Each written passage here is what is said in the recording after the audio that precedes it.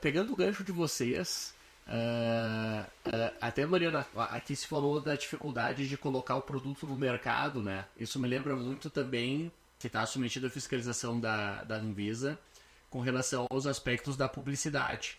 Quais são os três quais são os três pontos quais são os três maiores desafios daquele que enfrenta a fiscalização da publicidade da Anvisa? Então, hoje, sem sombra de dúvidas, publicidade irregular é uma das infrações que a gente mais vê sendo cometidas por alguns clientes, assim, porque muitas pessoas fazem uma publicidade voltada muito para um marketing, e muitas vezes esse marketing, ele tá fora da empresa, e aí por isso ele não sabe que normas da Anvisa precisa observar, e muito numa tentativa de atribuir propriedades terapêuticas aos produtos, eles acabam falhando, porque isso já configura uma infração na Anvisa.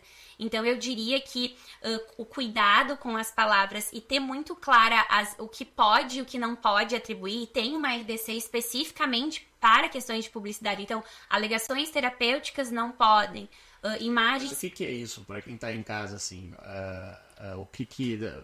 Vamos tentar deixar mais claro. Um exemplo? Uns exemplos aí. Eu vou comercializar uma vitamina e vou dizer que essa vitamina vai fazer com que tu tenha uma melhora nas tuas articulações. Ou tomando uma vitamina que eu entendo que faz bem pro rim, você vai eliminar as pedras no seu rim por causa dessa vitamina. Então eu tô dizendo que esse medicamento faz. Muitas vezes essas empresas, elas juntam um catálogo de estudos que dizem que o medicamento não, mas que esse suplemento, que essa vitamina faz essa melhoria, mas isso não é comprovado.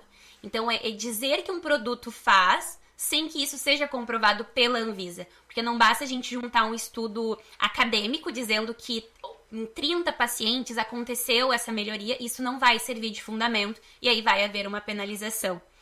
E aí vem a diferença entre mais ou menos como a gente já tinha comentado um pouco mais cedo, que é aquela diferença sutil entre dois produtos. Isso vai ser uma diferença entre um medicamento e um suplemento alimentar. Para tu poder fazer essas ligações terapêuticas, né, vai tirar as tuas pedras nos rins, vai melhorar as tuas articulações.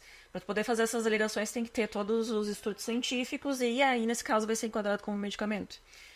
E aí as regulamentações são muito distintas, né? Então, aquela linha muito tênue entre uma coisa e outra. E muitas vezes, por terceirizar a parte da publicidade para empresas de marketing, eles acabam olhando o que é visual. Então, a gente já teve aqui casos de a empresa pediu que fosse feita uma rotulagem.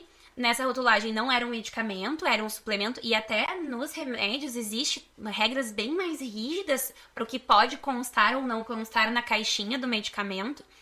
E o pessoal do marketing foi lá e colocou um rim, uma imagem de um rim nesse rótulo. Infração sanitária, e não foi uma infração, uma penalidade, foi uma multa bastante elevada.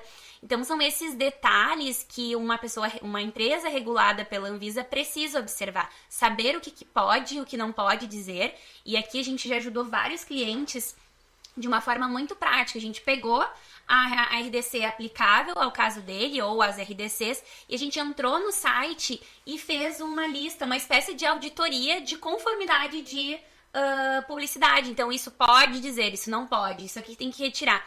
E assim, às vezes eram catálogos de 500 produtos, 1000 produtos e muitos em desconformidade com as normas. E aí se a Anvisa recebe uma denúncia ou até mesmo verifica no site, um fiscal da Anvisa mexeu no Mercado Livre, viu que tinha uma publicidade irregular, ele pode de ofício instaurar um processo a partir daquelas publicidades irregulares que se vislumbrou.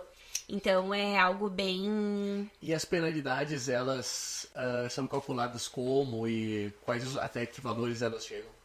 Então, hoje em dia as penalidades na Anvisa, elas levam em consideração a existência ou não de circunstâncias atenuantes ou agravantes. Então, tu pode ser penalizado, tem ali de 2.000 a 75.000 quando tu verifica uma circunstância agravante. E as multas, elas podem chegar a valores milionários. Então, salvo engano, o limite é 50 mil reais 50 milhões uma infração. Então, assim, são valores muito altos.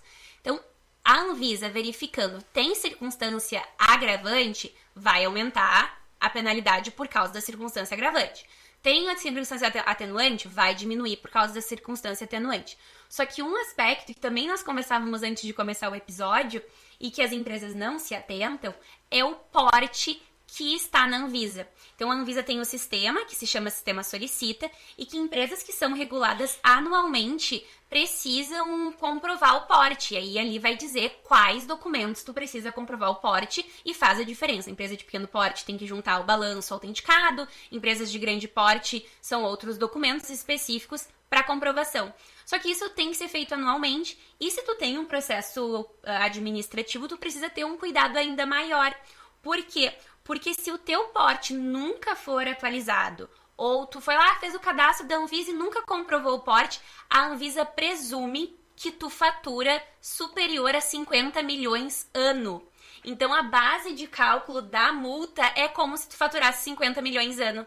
E aí, a gente vê na prática muitas empresas minúsculas, tem empresas que são clientes nossos que estão na Chapada dos Veadeiros, uma empresa bem pequena, com uma presunção de faturamento de 50 milhões ano, porque não atualizou no sistema Solicita.